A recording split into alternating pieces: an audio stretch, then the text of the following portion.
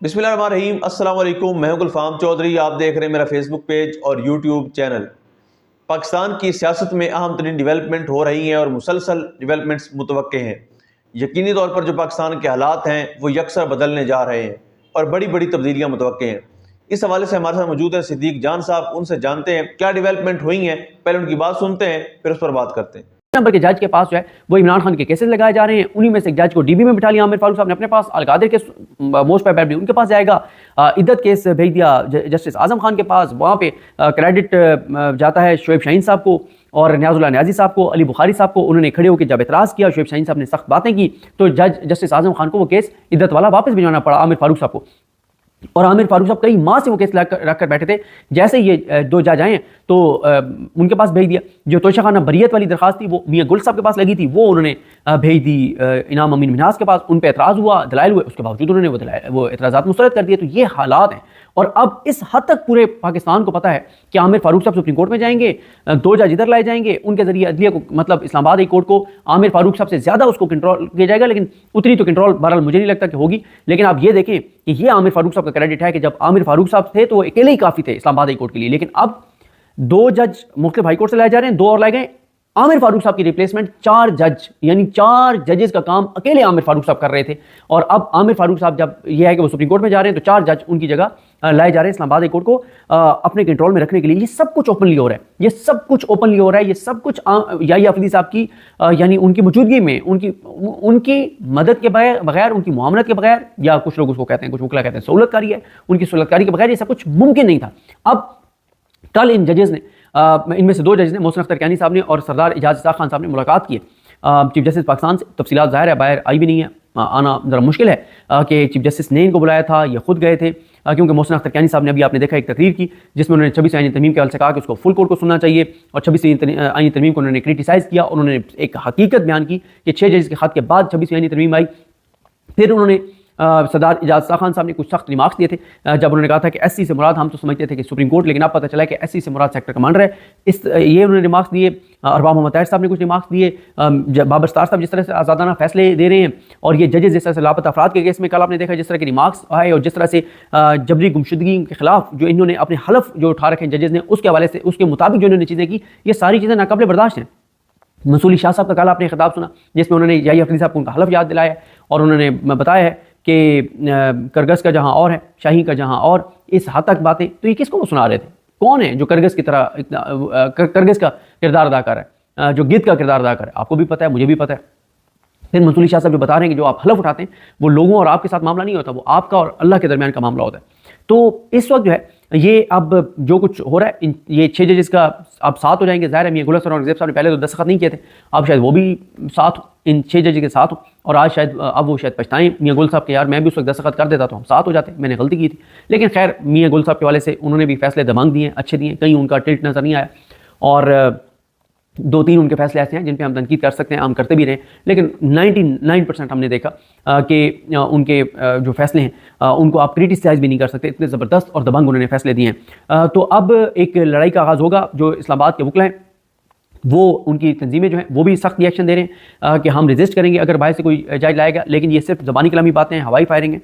अगर वकला कोई सख्त लाएमल इख्तियार कर लें तो मुमकिन नहीं है कि कोई जज जो है वो लाहौर हाई कोर्ट से, सिंध हाई कोर्ट से लाया जा सके। लेकिन इस्लामाबाद के वकला भी, पूरे पाकिस्तान के वकला तंजीमों की तरह वो सख्त बयान दे रहे हैं, प्रेस जारी कर रहे हैं, लेकिन प्रैक्टिकली वैसा कुछ नहीं कर रहे। तो अब देखना है कि कब नोटिफिकेशन होता है कि कौन कौन से 2 जजेस को लाया जा रहा है और उस पर क्या रिएक्शन आता है, इस्लामाबाद हाई कोर्ट के अंदर से क्या रिएक्शन आता है। लेकिन ये मैंने आपको अर्ज़ किया है कि इस्लामाबाद हाई कोर्ट के जजेस रिएक्ट तो करेंगे, ऐसा नहीं हो सकता कि वो रिएक्ट ना करें। लेकिन खटका वही लगा रहता है कि ये जजेस भी एजाजुल एहसन साहब की तरह मुस्ताफ़ी ना हो जाएं, ये जजेस भी मज़ाहिर अकबर नकवी साहब की तरह मुस्ताफ़ी ना हो जाएं।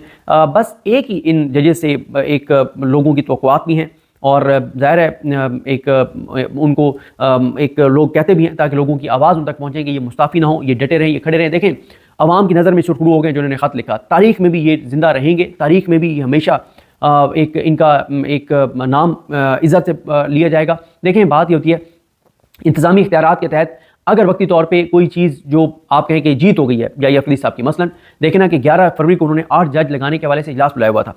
जब एक दरख्वास्त गई और जब वकला की आवाज़ आई कि सर ये आप क्या कर रहे हैं, खुदा का वास्ता है, पहले 26वीं यानी तरमीम का फैसला होने दें, आप कोर्ट पैकिंग कर रहे हैं, आप नून लीग और पीपल्स पार्टी के जजेस जो है वो आप लगा रहे हैं, इस निज़ाम के दिए गए नाम के जजेस को आप लगा रहे हैं, तो आप ये काम ना करें। तो याही अफरीदी साहब ने 11 फरवरी से 10 फरवरी पे ले आए, एक दिन पहले वो इलाज कर रहे हैं। यानी याही अफरीदी साहब इस हद तक चले गए हुए हैं कि वो इस निज़ाम जो ये निज़ाम चाह रहा है, जो नवाज शरीफ और जरदारी चाह रहे हैं, हर वो चीज़ होती चली जा रही है। कहीं पे जो है वो याही अफरीदी साहब हमें स्टैंड लेते हुए नजर नहीं आते। और माजी भी खैर उनका ऐसा ही है कि वो हमेशा पतली गली से निकल जाते हैं, बेंचों से उठ जाते हैं, दरमियानी रास्ता अपनाते हैं। तो बहरहाल जी अब सारी नज़रें इस्लामाबाद हाई कोर्ट पर हैं।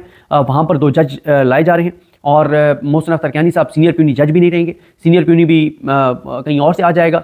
लेकिन अल्लाह करे कि ये जज जो है जिस तरह से पहले जुर्रत के साथ खड़े हुए हैं पिछले 2 साल से, जिस तरह से ये 2.5 साल से इस जबर बर्बरियत फस्तायत में इस घुटन में ताज़ा हवा का झोंका साबित हुए हैं। और ये एक उम्मीद है लोगों की, अल्लाह करे कि ये खड़े रहें। बाकी देखें, इज़्ज़त और ज़िल्लत ये अल्लाह ताला के हाथ में, अल्लाह ताला की ज़ात देती है। और ये जो जजेज़ हैं, ये जजेज़ जो हैं, इनके साथ जो भी हुआ है, लेकिन अवाम में इनकी इज़्ज़त देखें। आज जहाँ भी इनका नाम लिया जाता है, किस इज़्ज़त और एहतराम से लिया जाता है। और जिनके पास इंसानी इख्तियारात हैं, जो शायद सुप्रीम कोर्ट में भी चले जाएँ, उनकी आप देख लें कि लोगों के उनके बारे में क्या तासुरात हैं। और आज से 20 साल बाद, 30 साल बाद, 50 साल बाद, 60 साल बाद, 70 साल बाद आप देखें कि इनके और इनकी जो फैमिलीज़ हैं, इनकी आने वाली नस्लों के साथ लोगों का रवैया किस तरह का होगा। और वो जो बज़ाहिर आज बड़े ताकत में नजर आ रहे हैं, उनकी आने वाली नस्लों के साथ, उन जजेस की आने वाली नस्लों के साथ लोगों का इख्तियार किस तरह का होगा। मैं आपको यकीन से ये कह सकता हूँ कि आज भी यानी 50 साल बाद तो छोड़ दें, आज भी जो अदलिया के मकरूह किरदार हैं, जो गंदे किरदार हैं, उनसे वाबस्ता लोग आज भी अपना तारुफ उनके नाम से नहीं कराते होंगे और डरते होंगे कि किसी को पता ना चल जाए। यानी जैसे आप जहाज़ में सफ़र कर रहे हो और इधर कोई आपके साथ बैठा हो, इस साइड पे साथ बैठा हो, और इनसे मुतलका कुछ लोग हों भी, तो वो तारुफ नहीं कराएंगे कि मैं फ़लाँ का ये लगता हूँ। उन्हें पता है कि लोगों के अंदर इस वक्त किसके बारे में क्या सेंटिमेंट्स हैं। तो चीज़ें बड़ी तेज़ी से हो रही हैं और कोर्ट पैकिंग हो रही है और बड़ी जल्दी है, और बड़ी जल्दी है कि जल्दी सुप्रीम कोर्ट में जो है वो जज लाए जाएं, ताकि अगर 26वीं यानी तरमीम के लिए फुल कोर्ट बनानी पड़े तो वहाँ पे तादाद जो है वो पूरी हो 26वीं यानी तरमीम को बरकरार करवाने के लिए। तो ठीक है ना, रखवा लें आप 26वीं तरमीम को बरकरार। लेकिन जब भी अगला इलेक्शन होगा, और अगला इलेक्शन 8 फरवरी जैसा नहीं होगा। अब लोगों को पता चल गया है कि किस तरह से पहरा देना है फॉर्म 45 के ऊपर और किस तरह से फॉर्म 47 लेना है। 5-6 करोड़ वोटर निकलता है। अब 8 फरवरी नहीं होगा जब भी इलेक्शन होंगे। तो बहरहाल जी देखते हैं, ये लड़ाई अब इस्लामाबाद हाई कोर्ट में होगी। मंसूर शाह साहब का भी आगे एक देखना है कि उनसे जो केस था वो जिस तरह से लिया गया और उनके जुडिशल ऑर्डर को जिस तरह से आईनी बेंच ने जो कुछ किया उसके ऊपर उनका ऑर्डर आया है। उनके ऑर्डर का एक और ऑर्डर के साथ कंपैरिजन भी कर रहे हैं, वो करेंगे। तो तबले जंग बच चुका है, एक नई लड़ाई है। और अब ये जजेस क्या करते हैं कि हिकमत अमली क्या होगी, वाज़ेह हो जाएगा। अगला हफ्ता लगता है कि इस्लामाबाद हाई कोर्ट के हवाले से हंगामा खेज़ होगा, और उससे अगला हफ्ता तो फिर और ज़्यादा हंगामा खेज़ होगा, क्योंकि तब तक जो है वो आमिर फारूक साहब सुप्रीम कोर्ट चले जाएंगे। और जब वो सुप्रीम कोर्ट जाएंगे तो पीछे हाई कोर्ट में उस दौरान बड़ी शदीद लड़ाई की सूरत हाल होगी। और एक चीज़ और आप देखें कि याही अफरीदी साहब ने आमिर फारूक साहब के खिलाफ बड़ा स्ट्रॉन्ग रेफरेंस इमरान खान का पड़ा हुआ है, उसको टेकअप ही नहीं किया सुप्रीम जुडिशल काउंसिल में। तो ये कर रहे हैं मोहतरमुल मकाम हमारे दोस्त बिशार राजा साहब के मुताबिक इमामुल काज़ियान याही अफरीदी साहब ये कर रहे हैं। एक और बड़ा ज़बरदस्त याही अफरीदी साहब ने फैसला किया, वो मुझे अब याद आ रहा है, वो भी ज़रा आपसे शेयर करेंगे। जी बिल्कुल, जिस तरह से आपने सिद्दीक जान साहब को सुना कि आइंदा आने वाला जो हफ्ता है, ये चंद दिन है, ये पाकिस्तान की सियासत में कितने अहम है, और इसमें जो पाकिस्तान की सियासत है उसमें कितनी बड़ी तब्दीलियाँ मुतवक्के हैं। अल्लाह पाक वतन अजीज़ का हामी व नासिर हो। पाकिस्तान जिंदाबाद।